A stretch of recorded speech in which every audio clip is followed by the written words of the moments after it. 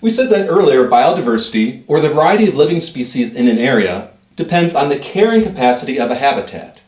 The carrying capacity is just the ability of a habitat to support levels of biodiversity.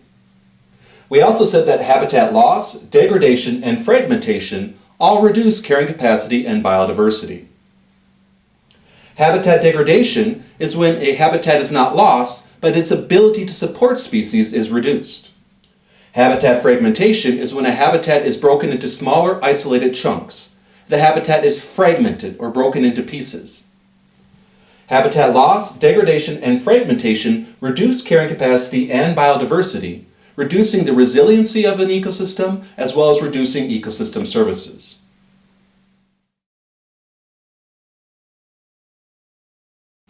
A habitat disturbance is simply something that interrupts the function of an ecosystem.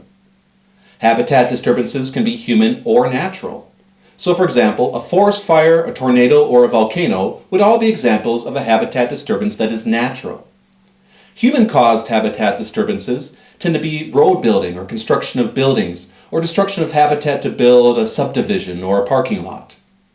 Human-caused disturbances tend to have longer-lasting effects than natural disturbances. Whereas the effects of a forest fire or a tornado are usually short-lived and only last a few years, the construction of a road or a parking lot will last decades or even centuries.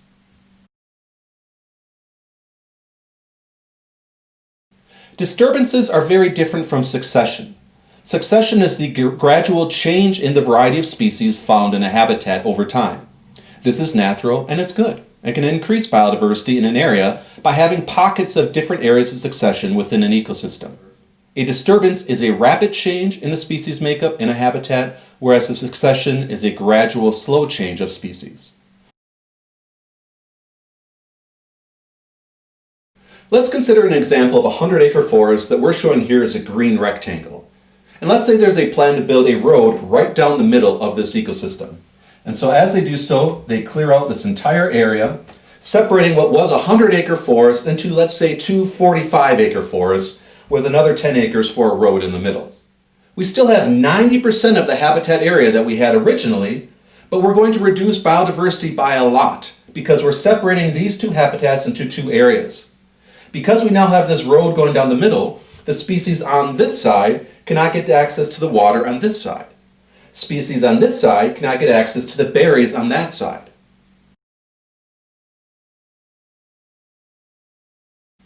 Furthermore, we have isolated populations of species now, which will reduce the genetic diversity of the species in that area. That means we start getting genetic isolation, and we start to have more inbreeding and more health problems among those species. This increases the pace of the extinction vortex. As species become more isolated and separated from each other, they become more inbred and less genetically diverse. This reduces their capacity to survive, making them more susceptible to threats and disturbances to their habitat, which increases the loss of those species, which increases the loss of other species.